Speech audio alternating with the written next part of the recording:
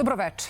Kraj jula, udarni period turističke sezone, što pokazuju i večerašnji snimci, posebno sa graničnog prelaza Preševo. Nepregledne kolone vozila u nekoliko traka, gužve će biti i veće, posebno u ponedeljak za kada je najavljen četvorosatni štrajk grčkih carinika na Evzoniju, Dojranu i Nikiju. Naoružajte se strpljenjem i naravno oprez u saobraćaju. Ja sam Tamara Jevtić, vi gledate Vojvođanski dnevnik. Na početku najvažniji naslovi koji su obeležili subotu, 25. jula. U prve oficirske činove promovisano 130 kadeta, najboljima uručene sablje. Srbija ostaje vojno neutralna, poručio predsjednik Vučić. Kulpin čuva tradiciju i običaje Slovaka. Srpska pravoslavna crkva i vernici proslavljaju ikonu presvete Bogorodice Trojeručice, koju je Sveti Sava doneo u manastir Hilandar. Miroslav Tanjga više nije trener fudbalera Vojvodine. Poslednje nedelje u julu do 33 stepena.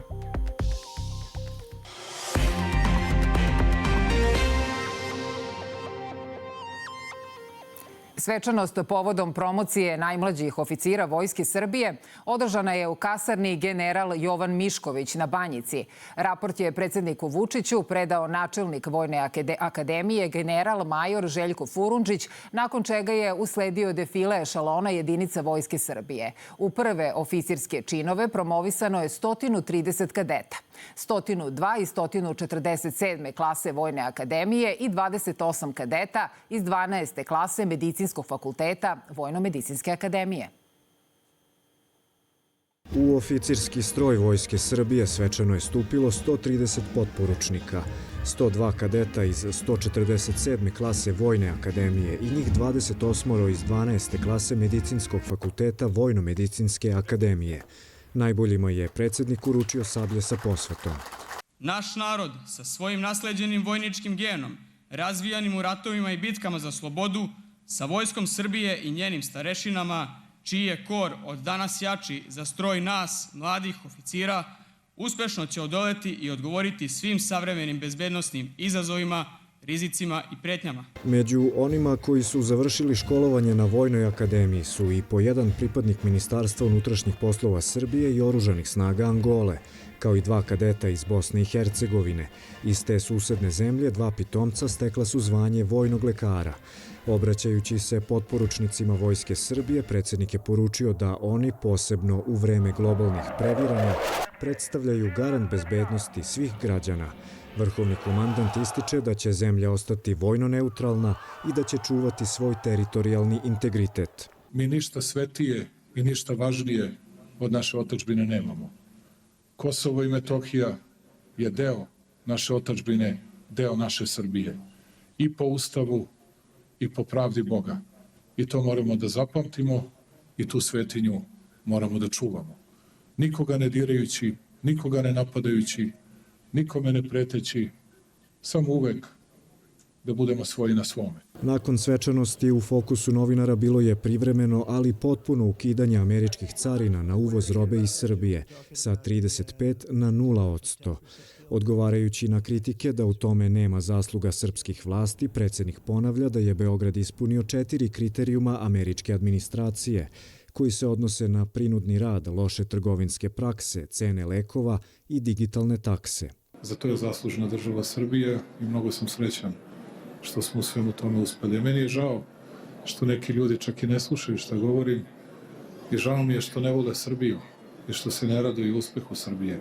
I pri svemu tome ja sam rekao da će doći vreme kada ćemo imati 10 ili 12% tarife, a kada će doći, vidjet ćemo. Komentariše i najavu tužiteljke u penziji Jasmine Paunović da će podneti tužbu za narušavanje ugleda i časti protiv predsjednice parlamenta Ane Brnabić i televizije Informer. Taj potez ocenjuje kao apsurd. To je sramota, ali vam govori o paralelnom univerzumu u kojem neki ljudi žive. I kada na najteži način dele porodice, tuku ljude, vređaju ljude, kada pozivaju na sukobe, na rušenje ustavnog uređenja, nećete verovati, onda se sete da su oni žrtve. Kako ste žrtve? Zato što je neko pustio to što ste govorili. Zato što je neko obelodanio vaše reči. Predsednik Vučić je građane pozvao na jedinstvo u očuvanju zemlje i svih porodičnih vrednosti. Tokom posete selu Drežnik kod Užica, predsjednik Srbije Aleksandar Vučić najavio je investicioni ciklus vredan oko €1.000.000.000 za Zlatiborski kraj u naredne 3 godine. Među ključnim projektima izdvojio je izgradnju novog zdravstvenog centra u Užicu, tunela ispod Kadinjače, čiji radovi počinju za 2 meseca, kao i ubrzanje izgradnje autoputa od Mačkata do Kotromana. Mora se uradi tunel ispod Kadinjače i sad smo završili tender. Dobili smo 3 ponude. Ponude su oko 105 do 150 miliona. Je tako? Tako. Ova najviše je 147 miliona. Da ne pogrešim. Dakle, 105 do 147 miliona evra. Samo za tunel ispod Kadinjače, za ljude koji ne znaju, to je nekih 6,2 kilometra, mnogo važno.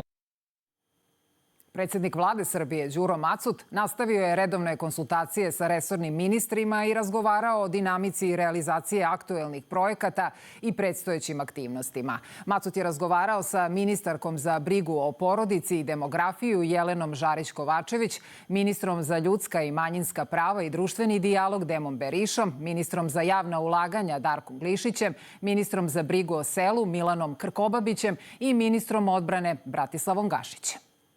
Ministarstvo privrede nastavit će da bude partner lokalnim samoupravama u unapređenju privrednog ambijenta i kvaliteta života građana, izjavila je ministarka Adrijana Mesarović. Ona je zajedno sa predsjednicom pokrajinske vlade Majom Gojković posetila Bečej. Podrška mikro, malim i srednjim preduzećima neophodna je kroz programe za nabavku opreme, mehanizacije kao i proširenje proizvodnih i skladišnih kapaciteta, kaže ministarka privrede, koja je u Bečeju razgovarala sa onima koji se bave starim zanatima i domaćom radinošću. Ja očekujem da ćemo u narednom skorom periodu raspisati set mera koji se odnosi na malu privredu, odnosno nove konkurse i da ćemo na taj način upravo dalje afirmisati i mlade da osnivaju, da negde realizuju svoje poslovne ideje, ali i sve one koji su već započeli sa svojim biznisima i koji su negde i porodična preduzeća i da posluje više, odnosno zapošljava više članova porodice, da se dalje razvijaju i da dalje afirmišemo taj mali sektor koji je zaista okosnica naše ekonomije. U poseti Bečeju bila i predsjednica pokrajinske vlade koja je rekla da će se založiti za ubrzanje postupka koji se odnosi na rešavanje pravnog statusa dvorca Fantast kako bi se utvrdilo vlasništvo nad tim kulturnim dobrom i omogućila njegova obnova i zaštita. Da vidimo ko je titular te imovine, da bi mogli svi zajedno da pomognemo da se očuva ne samo kulturno nasleđe, nego odgovarajuća namena da se odredi za taj dvorac, da bi imao i upotrebnu vrednost, da bi mogao u pravom smislu te reči da zaživi. Jer on je u lošem stanju, unutra su opljačkane stvari, koliko sam upoznata, što pre moramo dobiti vlasnika. A to je očigledno Matica Srpska. Gojković u Bečeju ocenila da će buduća saobraćajnica Osmeh Vojvodine značajno naprediti kvalitet života njegovih građana i otvoriti nove mogućnosti za privredni razvoj i dolazak investitora. Kako se čuva tradicija i običaji. I ove godine prikazano je na danima Kulpina. Bogat program prikazuje se tokom 3 dana, a evo šta je naša Milica Grmuša izdvojila za Vojvođanski dnevnik. Lovački dom u Kulpinu bilo je mesto okupljanja svih koji su bili odeveniji u tradicionalne slovačke nošnje i izgledali kao da su pošli na svadbu. Bilo je međutim i onih koji su došli da uživaju pred svečanim danima Kulpina. A zahvaljujući udruženju žena oživela je i tradicija ručnih radova. 60. godina se žena udavala u ovako nošnji. Posle je došao već trend da je bila klasična mlada, kao i svugde, ali bila je, u početku je bila crna. Imamo tu neke činice drvene, pa neku pašmu pradili, pa neke još tamo tehnike i tako. I figurice gipsane, to isto mogu oni da farbaju i tako.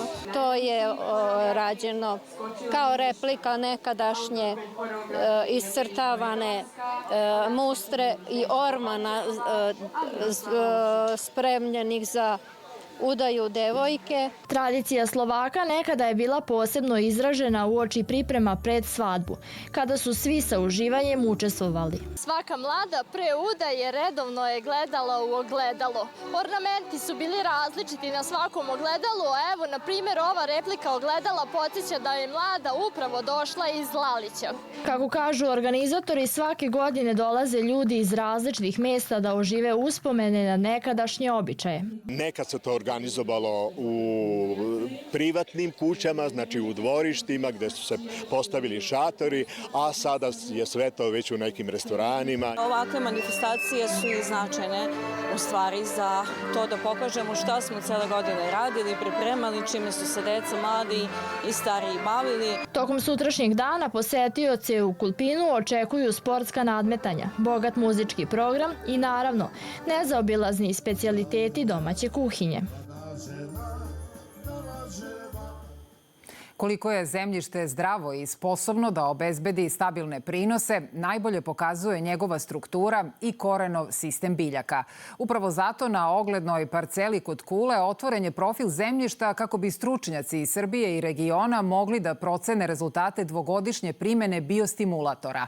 Ovakva vrsta terenske analize na širem lokalitetu nije rađena gotovo 2 decenije, pa je događaj privukao i veliku medijsku pažnju.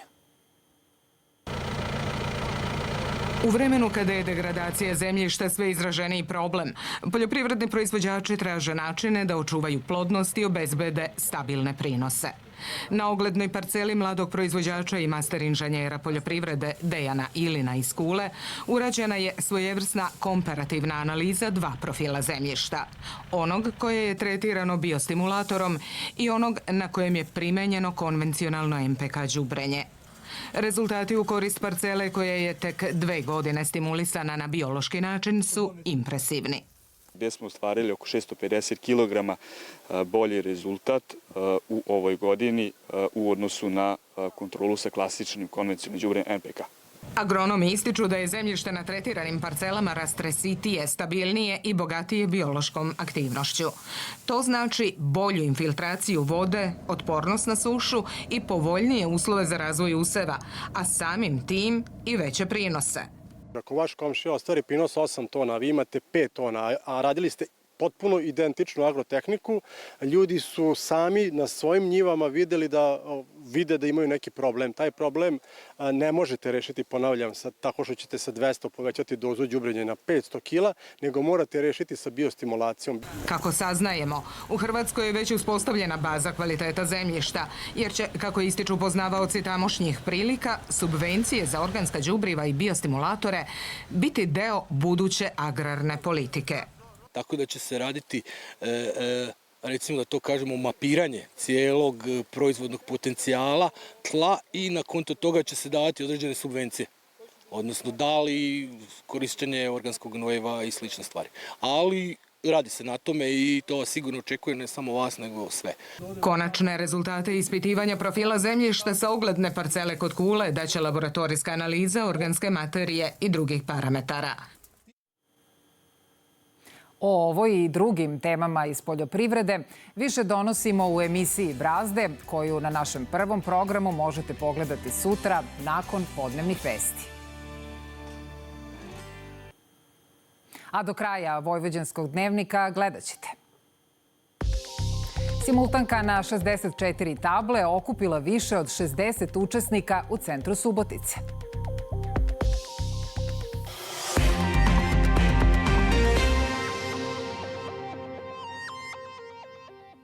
Srpska pravoslavna crkva danas molitveno praznuje ikonu Presvete Bogorodice Trojeručice, igumanije Hilandara i cele Svete Fruške gore. U tom kontekstu vodimo vas u Fruškogorski manastir Grgetek, gde je u čast Majke Božije i njene ikone Trojeručice tradicionalno održano торжествено svenoćno bdenje.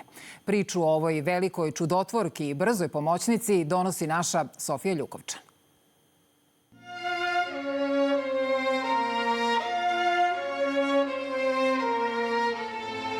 Srpska pravoslavna crkva kanonizovala je 6 ikona Presvete Bogomajke koje su čudotvorne i pred kojima se izliva blagodat donoseći ljudima isceljenje, preumljenje, olakšanje i umiljenje.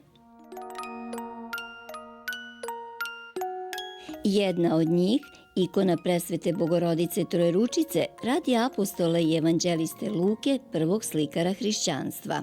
Ikona Majke Božije Trojeručice je i poznata i proslavila se u celom hrišćanskom svetu, između ostalog i time što je ukazivala veliku pomoć besplodnim supružnicima. Tako da je skoro 100 slučajeva koji samo više od 10 godina nisu imali dece. Znate, tu je vidno čudo Božije. To su ljudi kojima su i medicinski radnici, odnosno doktori, potvrdili da ne mogu da imaju dece, ali eto, prorok kaže, idježe Bog hoće, Bog pobježdaje sjedstva čin. Gde Bog hoće, tamo se i prirodna svojstva pobeđi. Ova čudotvorna ikona ime je dobila u 8. veku, kada je sveti Jovan Damaskin u znak zahvalnosti što mu je presveta Bogomajka vratila i iscelila odsečenu ruku, dao zlatarima da iskuju ruku od srebra i da je postave na njegovu porodičnu ikonu presvete Bogorodice. Od tada, ta treća ruka kroz vekove simbol je svakog stvaranja. Na Svetu goru u Hilandar u 13. veku doneo ju je Sveti Sava iz manastira Svetog Save osvećenog u Palestini, a po njenom drugom dolasku u Hilandar u 15. veku postala je njegova igumanija. Presveta Bogorodica Trojeručica slovi za proslavljenu čudotvorku, brzu pomoćnicu i isceliteljku, zavetnu slavu srpskih pesnika, najpoštovaniju srpsku ikonu, igumaniju ne samo Hilandara, već od kako je 2002. godine njena dvojnica stigla u manastir Grgetek na Fruškoj gori i svih fruškogorskih manastira. Iz Grgetega za Radio televiziju Vojvodine, Sofija Ljukovčan. U svetlosti praznika ikone presvete Bogorodice Trojeručice, ali i velikog jubileja 850 godina od rođenja srpskog i veseljenskog svetitelja, prosvetitelja i utemeljivača samostalnosti Srpske crkve, novo izdanje emisije Povest o ljubavi, koju ćemo emitovati odmah nakon Vojvođanskog dnevnika, predočiće savremenom gledaocu zašto Sveti Sava jeste zlatno ime naše besmrtnosti. U srcu emisije autora Sofije Ljukovčan je velika izložba priređena u Galeriji Srpske akademije nauka i umetnosti u slavu njegovu, koja je bila i jedinstvena i ekskluzivna prilika da se između ostalih vide i originalne hilandarske svetinje, koje se sa Svete Gore Atonske veoma retko iznose.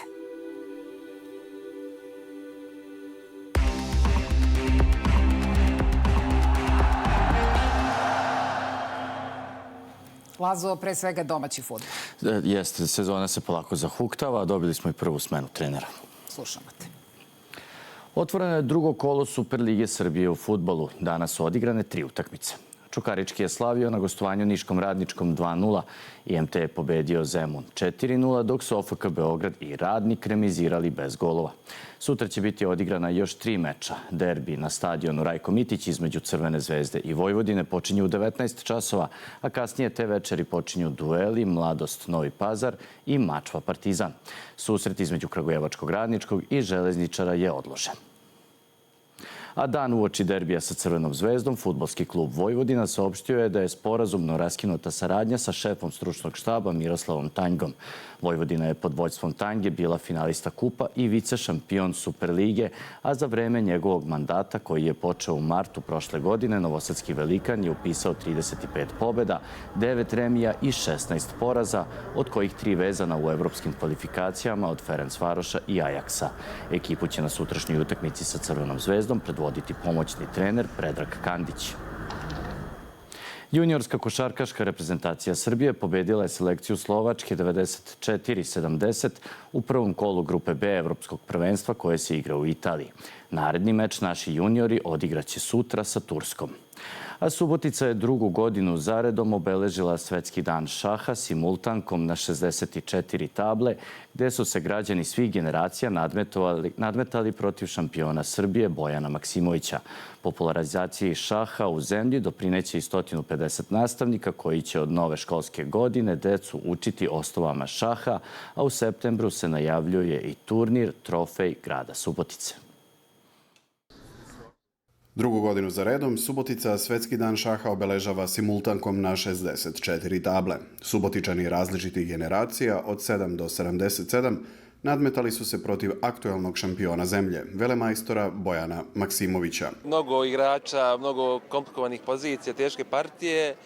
Biće tu svakakvih protivnika, znači od najmlađih do najstarijih.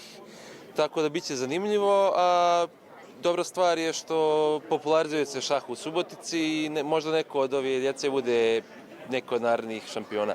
Daljoj popularizaciji šaha ide u prilog i 150 nastavnika koji će od nove školske godine predavati deci osnove znanja iz šaha. Mi smo jedna porodica, nas ne zanima ni boja kože, ni vera, ni nacionalnost, niti nas zanima koje političke opredeljenosti, ko za koji klub navija. Mi želimo da uvek se družimo, da najviše dece iznedrimo pomoću ovih simultanki. U pripremi je i šahovski trofej grada Subotice, turnir planiran za septembar. Radimo na šahovskoj školi, nadalje njenoj razvoju, na povećanju broja dece do kojih dolazi u dodir sa šahom, razni aktivnosti, turniri, ligaška takmičenja, a nadamo se da ćemo ovde u jednom momentu na ovu šahovsku simultanku dovesti i nekog od svetskih šampiona. Subotica ima dugu tradiciju organizovanja šahovskih simultanki, a jednu od najpoznatijih je 1997. godine održao poznati šahovski novinar, komentator i organizator Dimitrije Bjelica, kada je na čak 312 tabli postavio svetski rekord. I Tamara, na državnom prvenstvu u atletici Ivana Španović odbranila je titulu u troskoku, Adriana Vilagoš šampionka u bacanju koplja. Svaka čast, hvala Lazo na svim ovim informacijama iz sporta. Pre nego što pogledamo vremensku prognozu, jedno upozorenje jer je danas Svetski dan prevencije utapanja. Iako nam kupanje i boravak na vodi tokom leta donose osveženje, donose i rizike koji se često potcenjuju. Sa prvim toplim danima kupališta postaju mesto odmora, druženja i beg od visokih temperatura. Ipak, iza bezbrižnih trenutaka kraj vode često se kriju situacije koje zahtevaju oprez i odgovornost.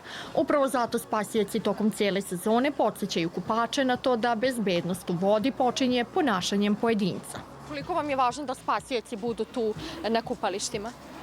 Pa bitno je zbog ljudi koji možda su slabi plivači, pa uvek je dobro da zbog bezbednosti da je neko ko može da spasi.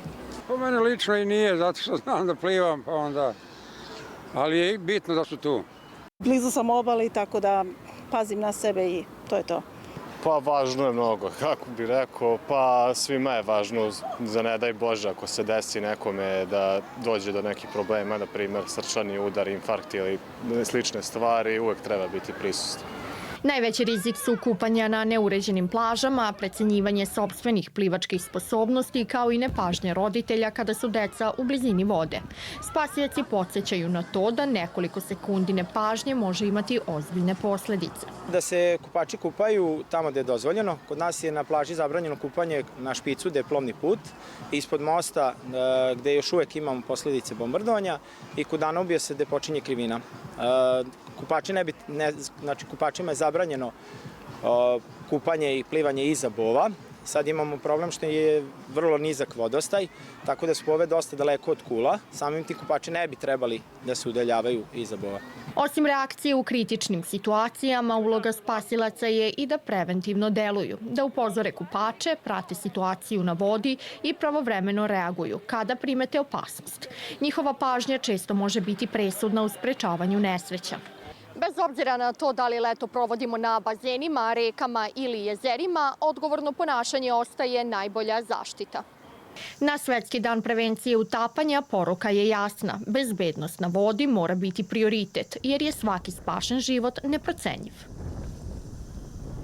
Topao dan će biti i sutra, mada moguće je kiša uveče, ali ne zadugo. Sredinom sledeće sedmice ponovo toplotni talas.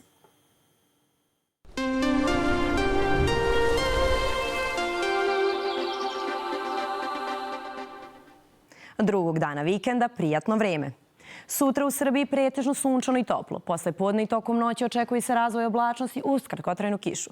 Duvaće umeren vetar južnog pravca. Temperatura do 33 stepena. U pokrajini takođe sunčano vreme. Jutarnja temperatura do 15, a najviša dnevna do 33 stepena. U večernjim satima stižu nam oblaci koji donose kratkotrajne pljuskove, praćene grmljavinom. Duvaće vetar jačeg intenziteta. Početak sledeće nedelje promenjivo vreme, uz pojavu kratkotrajne lokalne kiše. U utorak pretežno suvo uz duže sunčane intervale. Padavine su moguće samo u brdsko-planinskim predelima. Od sredine nedelje više sunca i sve toplije vreme. I podacima o vremenu završavamo Vojvođanski dnevnik, a vi ostanite uz naš program, sledi emisija Povest o ljubavi. Hvala vam na pažnji, prijatno večer.